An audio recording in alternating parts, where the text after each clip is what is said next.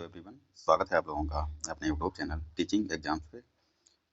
जैसा कि आपको पता है, हम लोग घटना चक्र जो बुक है इसको सॉल्व कर रहे हैं और इस बुक में सारे क्वेश्चंस जो हैं 38वीं बीपीएससी से लेकर के 69वीं बीपीएससी जो भी अभी तक एग्ज़ाम कंडक्ट कराए हैं बीपीएससी ने, वो सारे क्वेश्चंस आपको यहाँ पे अवेलेबल हो जाएंगे। और इस बुक की खास बात ये है कि बीपीएससी जो अभी एग्ज़ाम कंडक्ट कराई है, चाहे वो पीआरटी हो गया, ठीक है, 6 to 8 हो गया, 9 10 हो गया, या फिर 11 12 हो गया, ठीक है, टीआरई के सारे एग्ज़ाम और इसके अलावा जो भी बीपीएससी कराता है, जैसे कि देख सकते हैं आप सीडीपीओ हो गया, ठीक है, 18 का, 15 का, 22 का, टीआरई हो गया, 23 का 2 हो गया, और बीपीएससी बीएओ हो गया, ठीक है। मतलब कहने का मतलब ये सारे क्वेश्चंस जो भी कभी तक बीपीएससी ने कंडक्ट कराए हैं, जो भी एग्ज़ाम में क्वेश्चन आए हैं, वो सभी आपको यहाँ पे देखने को मिलेंगे। इसलिए ये क्लास इम्पोर्टेंट हो जाती है। और हम लोग अभी भारतीय इतिहास पढ़ रहे हैं, ठीक है, उसमें मॉडर्न हिस्ट्री, जो कि मॉडर्न हिस्ट्री से करीब 20 से 25 क्वेश्चन देखने को मिल जाते हैं एग्ज़ाम में। और ये वीडियो सब लोग देख सकते हैं, चाहे पीआरटी वाले हों, या 6 to 8 हो, या फिर 9 to 10 हो, या फिर 11 12 हो, सबके लिए ये वीडियो इम्पोर्टेंट है।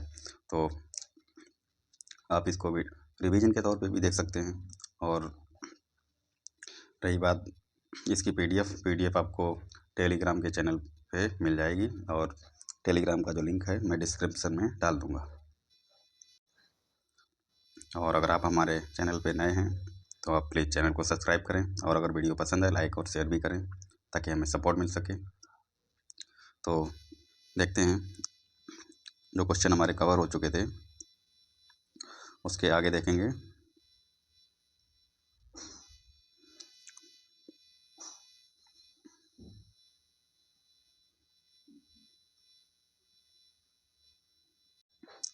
तो आज हम पढ़ेंगे आधुनिक भारत में प्रेस का विकास। आधुनिक भारत में प्रेस का विकास, ठीक है।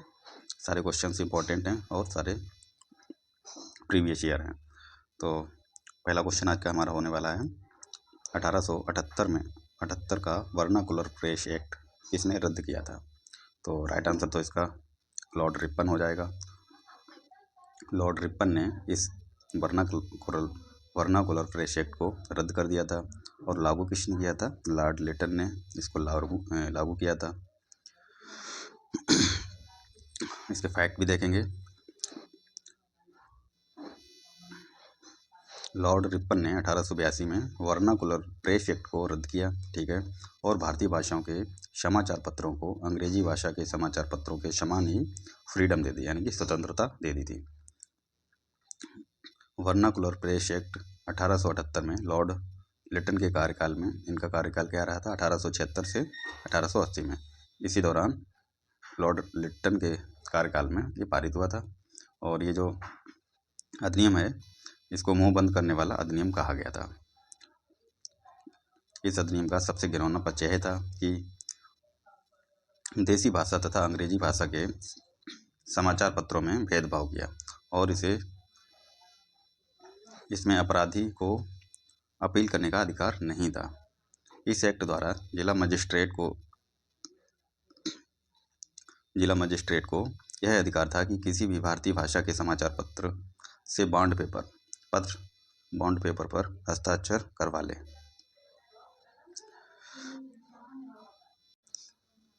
कोई भी ऐसी सामग्री नहीं छापेगा जो सरकार के विरोध में हो, यानी कि सरकार के खिलाफ हो। ऐसी कोई भी न्यूज़पेपर में न्यूज़ नहीं छाप सकते थे समाचार पत्र। कानून का विरोध करने वाले जो प्रिंटिंग प्रेस थे की जमानत को मजिस्ट्रेट रद्द कर सकता था। इस अधिनियम के अधीन जो है सोम प्रकाश, भारत मिहिर, ढाका प्रकाश, सहचर तथा अनेक समाचार पत्रों के विरुद्ध मामले दर्ज किए गए थे। तो ये नाम याद कीजिएगा, सोम प्रकाश, भारत मिहिर, ढाका प्रकाश, सहचर, इनके विरोध में मामले जो है दर्ज किए गए थे।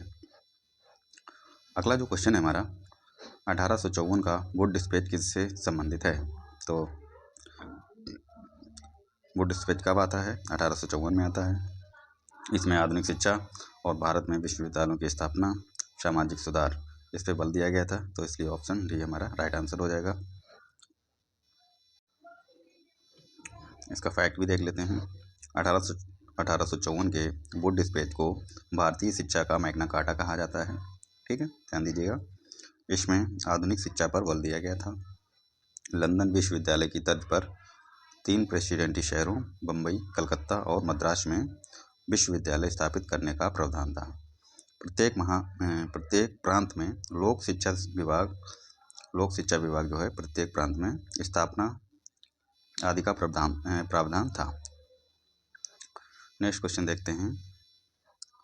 वर्नाकुलर प्रेस एक्ट ने भारतीय भाषाई समाचार पत्रों की स्वतंत्रता पर गंभीर प्रतिबंध लगा दिए। भारतीय समाचार पत्र जो थे, वर्नाकुलर प्रेस एक्ट ने इसमें इनकी स्वतंत्रता पर प्रतिबंध लगा दिए। यह जो है किस वर्ष पारित हुआ था? तो यह 1878 में पारित हुआ था, वर्नाकुलर प्रेस एक्ट। ठीक है, किसने पारित किया था? लॉर्ड लिट्टन ने पारित किया था। ठीक है, इस कानून के अनुसार एक स्थानीय भाषा के समाचार पत्र के संपादक को प्रकाशन से पहले पुलिस द्वारा अपनी जो कंटेंट था, यानी कि पुलिस के द्वारा उसकी जांच करानी होती थी। ठीक है, यानी कि समाचार पत्र की समीक्षा करवानी होती थी। कब लागू हुआ था? 1878 में। किसके द्वारा? लॉर्ड लिट्टन के द्वारा। और रद्द किसने किया था? लॉर्ड रिपन ने।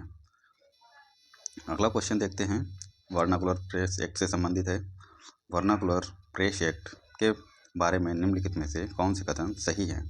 तो इसे लॉर्ड लिट्टन द्वारा अधिनियमित किया गया था। जी बिल्कुल, इसे गैंगिंग अधिनियम के रूप में जाना जाने लगा। और तीसरा है, इस अधिनियम को लॉर्ड रिपन ने निरस्त किया। तो तीनों सही हैं। ऑप्शन ए हमारा करेक्ट हो जाएगा, क्योंकि तीनों ऑप्शन सही हैं। कुछ बचा तो है नहीं, वर्नाकुलर प्रेस एक्ट के बारे में तो सब कुछ जान चुके हैं। तो नेक्स्ट क्वेश्चन पे चलते हैं। अगला क्वेश्चन है हमारा, अमृत बाजार पत्रिका की स्थापना किसने की? तो ये शिशिर कुमार घोष ने की थी। किसने? शिशिर कुमार घोष। अमृत बाजार पत्रिका कब की थी इन्होंने? 1868 में की थी। कहाँ पे? कलकत्ता में। ध्यान दीजिएगा, अमृत बाजार पत्रिका की स्थापना जो है मोतीलाल घोष तथा शिशिर कुमार घोष ने 1868 में कलकत्ता में की। कहाँ पे? कलकत्ता में। किसने की? मोतीलाल घोष और शिशिर कुमार घोष ने। कौन सी पत्रिका थी? अमृत बाजार पत्रिका, 1868 कोलकाता। और भी देख लेते हैं। प्रारंभ में यह बंगाली भाषा में प्रकाशित होती थी। ठीक है, 1878 में देसी भाषा प्रेस अधिनियम से बचने के लिए रातों रात अंग्रेजी भाषा में रूपांतरित कर दी गई थी। कब? 1878 में। ठीक है, अपनी अंग्रेजी भाषा में रूपांतरित कर दी गई थी। ठीक, देसी भाषा से। और गिरीश चंद्र घोष ने बंगाली का प्रकाशन जो है 1862 में किया था। कब? 1862, जिसे 1879 में S.N. बनर्जी ने ले लिया। हिंदू पैट्रियट की स्थापना भी गिरीश चंद्र घोष ने की थी। ये भी ध्यान दीजिए, हिंदू पैट्रियट की स्थापना गिरीश चंद्र घोष ने। बाद में हरिश्चंद्र मुखर्जी जो है इसके संपादक बने थे। अगला क्वेश्चन है, निम्न अखबारों में कौन सा मुख्यतः उदारवादियों की नीतियों का प्रचारक था? तो बहुत सारे अखबार प्रकाशित होते थे, कुछ उदारवादी नीतियों के प्रचारक थे और कुछ नहीं थे। तो जिसमें जो न्यूज़पेपर था लीडर नामक, ये उदारवादी नीतियों का प्रचारक था। बाकी न्यू इंडिया जो है और young India, free press journal, ये इससे संबंधित नहीं है। यंग इंडिया महात्मा गांधी की ये साप्ताहिक पत्रिका थी। ठीक है, और ये फ्री प्रेस जर्नल जो है एक एजेंसी थी, यानी कि समाचार पत्र छापने की। फैक्ट की बात करें तो फ्री प्रेस जर्नल एक न्यूज एजेंसी थी। यंग इंडिया जो है एक साप्ताहिक पत्रिका थी जिसे महात्मा गांधी प्रकाशित करते थे। लीडर समाचार पत्र के संपादक मदन मोहन मालवीय। कौन थे? मदन मोहन मालवीय जी थे, और ये उदारवादी दल के नेता थे। इसके माध्यम से उदारवादी अपनी नीतियों का प्रचार करते थे। अगला क्वेश्चन है हमारा, निम्न में से कौन सा एक राष्ट्रवादी समाचार पत्र नहीं था? तो द टाइम्स ऑफ इंडिया जो है ये राष्ट्रवादी नहीं था, ये अंग्रेज़ों के फेवर में बात करता था। बाकी द हिंदू, द मेहरत्ता, बंगाली ये राष्ट्रवादी थे। The times of India British सरकार का समर्थक था, ना कि राष्ट्रवादी। द हिंदू, बंगाली, मराठा यानी कि मेहरत्ता प्रमुख राष्ट्रवादी समाचार पत्र थे। अगला क्वेश्चन है हमारा, एशियाटिक सोसाइटी ऑफ बंगाल की स्थापना किसके द्वारा की गई थी? तो ये सर विलियम जोन्स के द्वारा की गई थी, Asiatic Society of Bengal.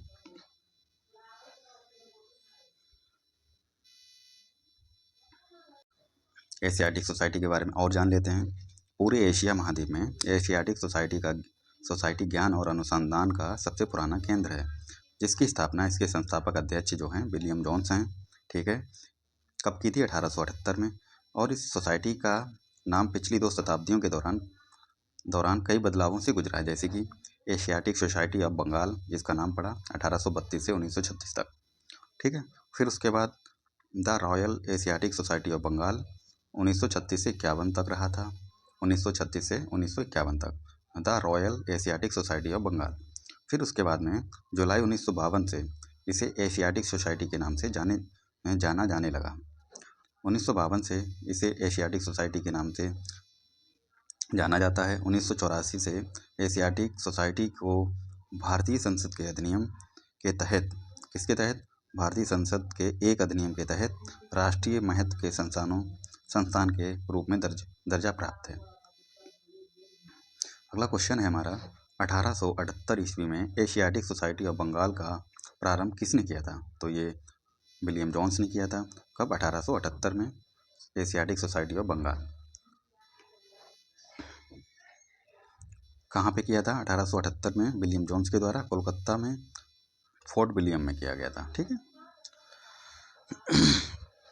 Next question है हमारा, मुद्रण यंत्र को भारत में 16वीं शताब्दी यानी 16वीं सदी के मध्य 16वीं सदी के मध्य में पहली बार कौन लाए थे? तो ये पुर्तगाली मिशनरी जो थे वो लेके आए थे मुद्रण यंत्र को। भारत में 16वीं सदी के मध्य मुद्रण यंत्र को पहली बार पुर्तगाली लेके आए थे, और कहाँ पे लाए थे? गोवा में। अगला क्वेश्चन है, राष्ट्रवादियों के दैनिक समाचार पत्र द इंडियन नेशन का प्रकाशन कब प्रारंभ हुआ था? तो ये 1931 में हुआ था, और ये राष्ट्रवादियों का दैनिक समाचार पत्र था। ठीक है, 1931 में।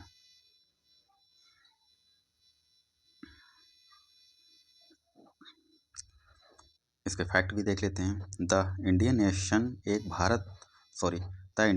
एक स्वतंत्र राष्ट्रवादी दैनिक समाचार पत्र था, जो न्यूज़पेपर एंड कंपनी द्वारा बिहार की राजधानी पटना से प्रकाशित किया जाता था। इस दैनिक समाचार पत्र का प्रकाशन जो है 1931 में हुआ था। कहाँ से प्रकाशित होता था? पटना से। भारत में मीडिया को नियंत्रित करने के लिए एक्ट कब पारित किए गए थे? तो ये पहला तो 1835 में, फिर उसके बाद 1867 में, फिर 1878 में, फिर 1908 में। फैक्ट की बात करें तो देखते हैं, विधानों की दमनकारी नीतियों को उजागर करने के कारण सबसे पहले 1835 में प्रेस एक्ट का ऐलान किया गया था। 1835 में प्रेस और पुस्तकों का पंजीकरण अधिनियम 1867 में पारित होता है। फिर उसके बाद गवर्नर जनरल लॉर्ड लिट्टन ने 1878 में वर्नाकुलर प्रेस एक्ट पारित किया। 1878 में लिट्टन के द्वारा वर्नाकुलर प्रेस एक्ट, जिसके तहत बिना सरकार की इजाज़त के कोई पत्र नहीं निकाला जा सकता जिसमें अंग्रेजी सरकार की आलोचना हो, मतलब जिसमें अंग्रेजी सरकार के खिलाफ कोई भी बातें लिखी हों तो वो पत्र नहीं निकाला जा सकता था, वर्नाकुलर प्रेस एक्ट के तहत। इसके अतिरिक्त प्रेस पर नियंत्रण एक्ट जो है लॉर्ड मिंटो ने 1908 में पारित किया था, और इसके तहत क्या था? ऐसी किसी भी प्रकाशन को जब्त करने का अधिकार सरकार का होगा जिसमें सरकार के खिलाफ जन भावना को भड़काने का आरोप हो। तो प्रेस नियंत्रण एक्ट लॉर्ड मिंटो ने 1908 में, ठीक है, फिर उसके पहले 1878 में लॉर्ड लिट्टन ने, फिर उससे पहले 1867 में, फिर पहला जो था 1835 में। अगला क्वेश्चन है हमारा, अमेरिका में फ्री हिंदुस्तान अखबार किसने शुरू किया? तो ये ऑप्शन डी हमारा तारक नाथ दास ने किया था फ्री हिंदुस्तान।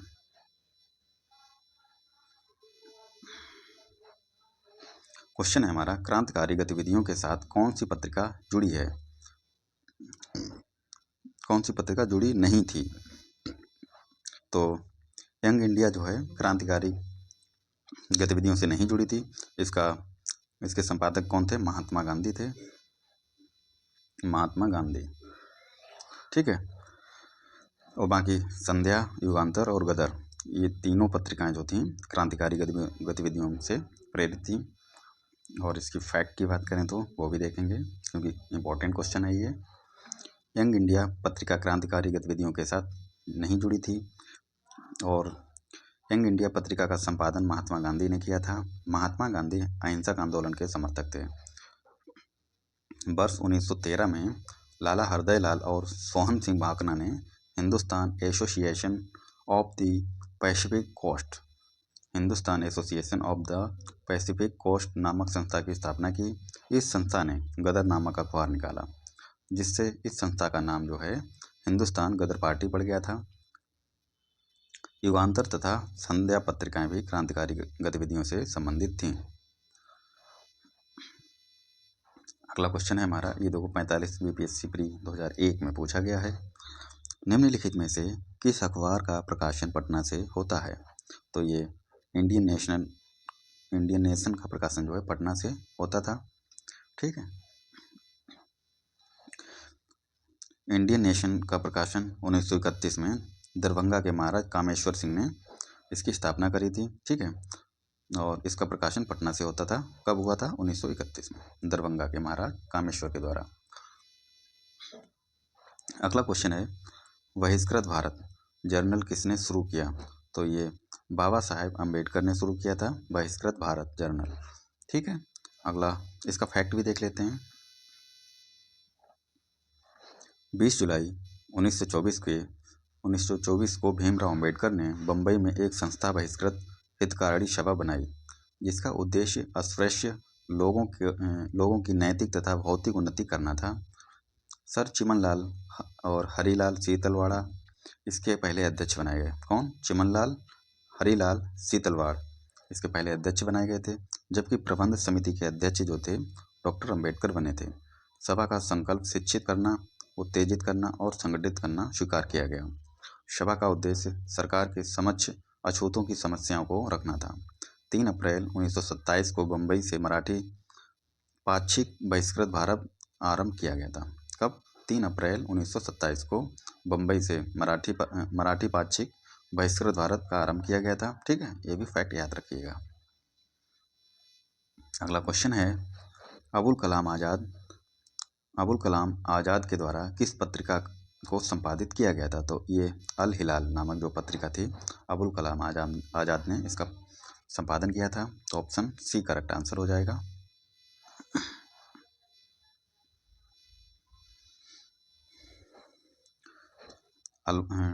अबुल कलाम आज़ाद ने 1912 में, कब? 1912 में जो साप्ताहिक अल हिलाल पत्रिका थी उसका प्रकाशन किया था 1912 में। और 1914 में अल हिलाल पर प्रतिबंध लगा दिया गया था। कब? 1912 में प्रकाशित होती है, 1914 में इस पर प्रतिबंध लग जाता है। और ये उर्दू साप्ताहिक पत्रिका थी। ठीक है। नेक्स्ट क्वेश्चन है,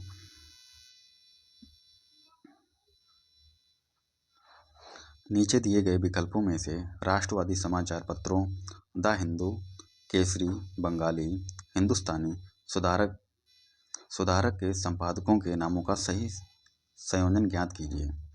तो देखते हैं। द हिंदू जो है जी सुब्रमण्यम अय्यर ने इसका संपादन किया था। और केसरी जो है बाल गंगाधर तिलक के द्वारा। द बंगाली जो है सुरेंद्रनाथ बनर्जी इसके संपादक थे।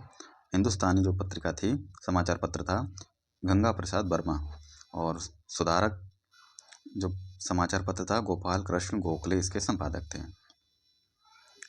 नेक्स्ट क्वेश्चन है हमारे जो सामाजिक एवं धार्मिक सुधार आंदोलन से संबंधित। निम्न में से कौन से सामाजिक सुधार विलियम बेंटिंक ने प्रारंभ किए थे? सती प्रथा का उन्मूलन किया, ये सही बात है।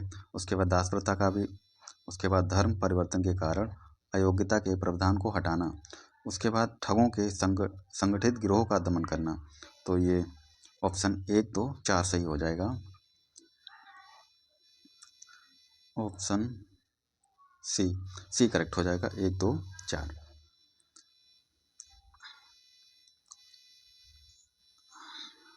अगर फैक्ट की बात करें तो वो भी देखेंगे। लॉर्ड विलियम बेंटिक के बारे में जान लेते हैं। 1828 ईस्वी में बंगाल प्रेसिडेंसी का गवर्नर जनरल बना। कब? 1828 में। 1829 ईस्वी में उसने सती प्रथा को अपराध घोषित किया। कब? 1829 में। फिर उसके बाद अपराध घोषित किया, फिर उसका उन्मूलन भी किया। बेंटिक के काल में ही भारत सरकार अधिनियम 1833 पारित किया गया। भारत सरकार 1833 अधिनियम कब पारित किया गया था? इसी के शासनकाल में, लॉर्ड विलियम बेंटिक के। फिर उसके बाद इसने दास प्रथा के उन्मूलन का प्रावधान किया। फिर उसके बाद बेंटिक ने ठगों के गिरोहों के विरुद्ध भी अभियान चलाकर उनका दमन करने का प्रयास किया। बेंटिक ने शिक्षा और प्रेस की स्वतंत्रता पर भी काम किया था। 1835 ईस्वी में वह इंग्लैंड वापस चला गया। धर्म परिवर्तन के कारण अयोग्यता के प्रावधान को 1850 ईस्वी में हटाया गया। ठीक है, तो ये बेंटिक के बारे में कुछ जानकारियाँ थीं। अगला क्वेश्चन है हमारा, फराजी कौन थे? फराजी हाजी शरीयतुल्लाह के अनुयायी थे। ठीक है, जो हाजी शरीयतुल्लाह के अनुयायी थे उनको फराजी कहते थे। इनके बारे में कुछ जान लेते हैं। फराजी या फरैजी लोग बंगाल के फरीदपुर के हाजी शरीयतुल्लाह द्वारा चलाए गए संप्रदाय के अनुयायी थे। ये लोग अनेक धार्मिक, सामाजिक तथा राजनैतिक आमूल परिवर्तनों का प्रतिपादन करते थे। शरीयतुल्लाह के पुत्र जो थे दादू मियाँ, बंगाल से अंग्रेज को निकालने की योजना बनाई। यह विद्रोह जो है 1818 से 1862 तक चला था। किसके द्वारा? दादू मियाँ। अंत में इस संप्रदाय के अनुयायी वहाबी दल में सम्मिलित हो गए थे। फरेजी आंदोलन से क्वेश्चन फिर रिपीट हुआ है। फरेजी आंदोलन की शुरुआत किसने की? तो ये हाजी शरीयतुल्लाह ने। अगला क्वेश्चन है, 19वीं शताब्दी के धर्म एवं समाज सुधारक आंदोलनों ने जनसंख्या के किस वर्ग को मुख्यतः आकर्षित किया था? तो जो समाज सुधार आंदोलन थे 19वीं सदी में, तो जनसंख्या के किस वर्ग को आकर्षित किया था? बुद्धिजीवियों को किया था, नगरीय उच्च जातियों को किया था, निर्धन और सर्वसाधारण लोगों को नहीं किया था। उसके बाद उदार रजवाड़े ये भी सम्मिलित थे, यानी कि 1, 2, 4 सही हो जाएगा। ऑप्शन हमारा 1, 2, 4 किस में दिया गया है? डी में। ऑप्शन डी करेक्ट आंसर हो जाएगा। इसके बारे में कुछ जान लेते हैं। 19वीं सदी के धार्मिक एवं सामाजिक सुधार आंदोलन का भारत के इतिहास में विशेष स्थान है। इसने जहाँ एक ओर धार्मिक एवं सामाजिक सुधारों का आह्वान किया, वहीं दूसरी ओर इसने भारत के अतीत को उजागर कर भारतवासियों के मन में आत्मसम्मान और आत्मगौरव की भावना जगाने की कोशिश की थी। इसने बुद्धिजीवी, नगरीय उच्च जातियों एवं उदार रजवाड़े वर्ग को अपनी ओर आकर्षित किया था। अगला क्वेश्चन है, भारतीय पुनर्जागरण आंदोलन के पिता कौन थे? भारतीय पुनर्जागरण आंदोलन के पिता पूछ रहा है, तो ये राजा राम मोहन राय। राजा राम मोहन राय को अन्य किस नाम से जानते हैं? देखते हैं। राजा राम मोहन राय को भारतीय पुनर्जागरण का पिता कहा जाता है। ठीक है, भारतीय राष्ट्रवाद का पैगंबर भी कहा जाता है, और उसके अलावा अतीत और भविष्य के मध्य सेतु, भारतीय राष्ट्रवाद का जनक, आधुनिक भारत का पिता, उसके अलावा नव भारत का पैगंबर, प्रथम आधुनिक पुरुष तथा युगदूत भी कहा जाता है। तो ये राजा राम मोहन को कुछ उपाधियां दी गई हैं। ठीक है, क्वेश्चन पूछा भी गया है, देखो ये 23 में पूछा गया है, 11 to 12 की एग्जाम में। नव भारत का पैगंबर जो है कौन कहलाता है, तो ये राजा राममोहन राय। ठीक है, तो एक बार फिर से रिपीट कर लो, इम्पोर्टेंट है। भारतीय पुनर्जागरण का पिता, राष्ट्रवाद का पैगंबर, अतीत और भविष्य के मध्य सेतु, राष्ट्रवाद का जनक, आधुनिक भारत का पिता, नव भारत का पैगंबर, प्रथम आधुनिक पुरुष और युगदूत। ठीक है, नेक्स्ट क्वेश्चन है, निम्नलिखित में से कौन आत्मीय सभा के संस्थापक थे, तो ये राजा राममोहन राय इसके संस्थापक थे, किसके, आत्मीय सभा के। फैक्ट की बात करें तो और देख लेते हैं, हिंदू धर्म के एकेश्वरवादी मत का, एकेश्वरवादी, ठीक है, इस वर्ड को याद रखिएगा, हिंदू धर्म के एकेश्वरवादी मत का प्रचार करने के लिए 1815 ईस्वी में राजा राममोहन राय ने अपनी युवा समर्थकों के सहयोग से आत्मीय सभा की स्थापना करी। कब करी थी, 1815 में। उन्होंने मूर्ति पूजा की आलोचना की और सप्रमाण यह विचार व्यक्त किया कि हिंदुओं के सभी प्राचीन मौलिक धर्म ग्रंथों ने एक ब्रह्म उपदेश दिया है। इसके समर्थन में उन्होंने वेदों और 5 मुख्य उपनिषदों का बंगला भाषा में अनुवाद कर दिया। कितने, वेदों और 5 मुख्य उपनिषदों का बंगला भाषा में अनुवाद किया। तो इम्पोर्टेंट है, इस वजह से पूरा पढ़ना पड़ता है। अगला क्वेश्चन है, ब्रह्म समाज की स्थापना हुई थी, तो ब्रह्म समाज की स्थापना जो है, इसमें आंसर नहीं दे रखा है, 1828 में हुई थी। किसके द्वारा हुई थी, राजा राममोहन राय के द्वारा। तो अगर एग्जैक्ट डेट पूछ ले तो 20 अगस्त को, ठीक है, 20 अगस्त 1828 को राजा राममोहन राय के द्वारा ब्रह्म समाज की स्थापना की गई थी।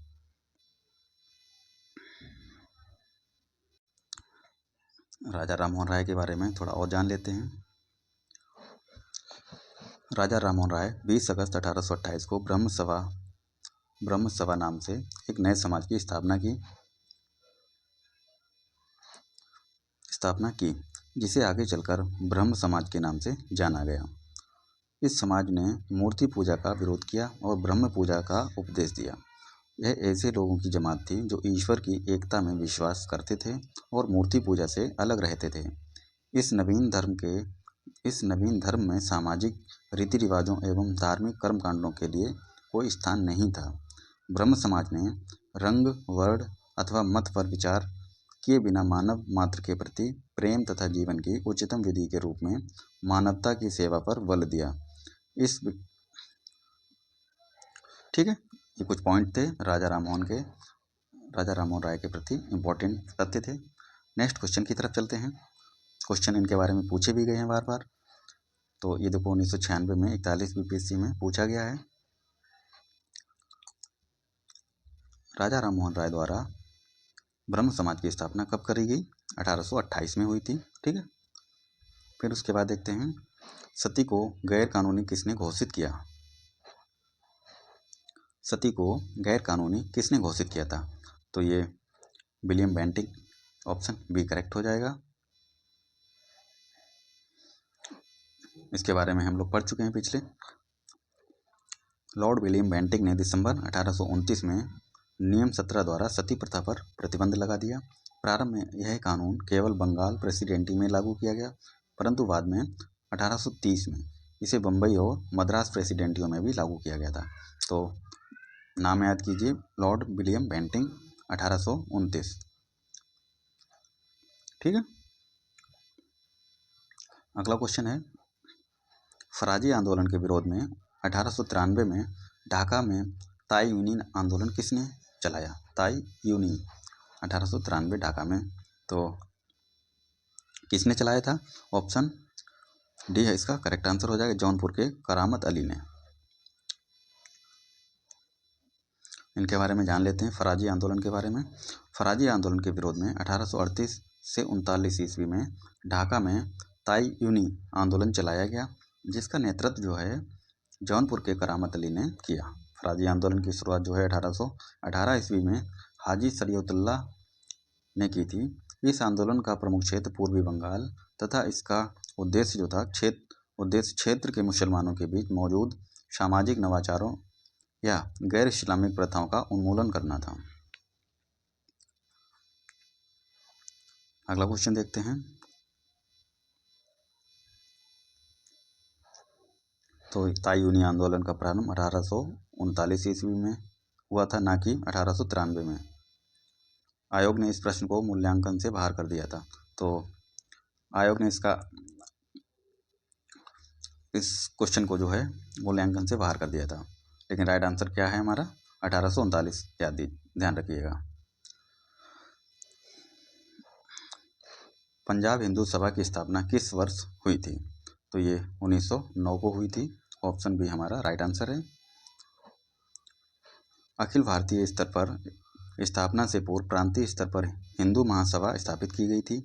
सबसे पहले पंजाब प्रांत में वर्ष 1909 में पंजाब हिंदू महासभा की स्थापना की गई। पंजाब के बाद बंगाल तथा संयुक्त प्रांत में हिंदू सभा की स्थापना हुई। राष्ट्रीय स्तर पर हिंदू महासभा की स्थापना अप्रैल 1915 में हरिद्वार में कुंभ मेले के दौरान की गई थी। 1915 कुंभ मेले के दौरान। ठीक है, अगला क्वेश्चन देखते हैं। वर्ष 1928 में बिहार में रविदास सभा का गठन किसने किया? रविदास सभा का गठन कब होता है? 1928 में। किसने किया था? तो ये जगजीवन राम ने किया था। ऑप्शन सी इसका करेक्ट आंसर हो जाएगा। इससे संबंधित फैक्ट भी देखते हैं। वर्ष 1928 में बिहार में रविदास सभा का गठन जगजीवन राम ने किया। जगजीवन राम ने अखिल भारतीय दलित वर्ग संघ की स्थापना में महत्वपूर्ण भूमिका निभाई थी, जो वर्ष 1935 में अस्पृश्यों के लिए समानता प्राप्त करने के लिए एक समर्पित संगठन था। जगजीवन राम वर्ष 1937 में बिहार विधानसभा के लिए चुने गए, जिसके बाद उन्होंने ग्रामीण श्रम आंदोलन का आयोजन भी किया था। कौन सा आंदोलन? ग्रामीण श्रम आंदोलन। बिहार विधानसभा के लिए कब चुने गए? 1937 में। ठीक है, अगला क्वेश्चन देखते हैं। प्रार्थना समाज के संस्थापक कौन थे? तो ये आत्माराम पांडुरंग थे। ऑप्शन ए इसका करेक्ट आंसर हो जाएगा। इनके बारे में जान लेते हैं। प्रार्थना समाज की स्थापना 1867 ईस्वी में बम्बई में आचार्य केशव चंद्र सेन की प्रेरणा से आत्माराम पांडुरंग द्वारा की गई थी। महादेव गोविंद रनाड़े इस संस्था से 1869 ईस्वी में जुड़े। कब जुड़े थे महादेव रनाड़े? 1869 में। इस संस्था का प्रमुख उद्देश्य जो था, जाति प्रथा का विरोध, स्त्री पुरुष की विवाह की आयु में वृद्धि, विधवा विवाह एवं स्त्री शिक्षा को प्रोत्साहन देना था। रनाड़े का सामाजिक सुधार आंदोलन 19वीं शताब्दी के अंत तक सफलतापूर्वक जारी रहा। तो दोस्तों, ये थे आज के हमारे कुछ महत्वपूर्ण प्रश्न। आशा करते हैं आप लोगों को क्लास पसंद आई होगी, क्वेश्चंस भी पसंद आए होंगे। तो मिलते हैं अगली नई वीडियो पे। तब तक के लिए मैं आपको बता दूं, मैंने एक टेलीग्राम चैनल जो है बनाया है, और लिंक जो है डिस्क्रिप्शन में डाल दूंगा। ठीक है, उस पर आप सबसे पहले वीडियो देखें। वीडियो देखने के बाद में PDF को डाउनलोड करें, PDF को पढ़ें। PDF को पढ़ने के बाद में फिर आपको एक बार वीडियो देखनी है। जब वीडियो देखें तो इसकी स्पीड जो है 1.5 की होनी चाहिए।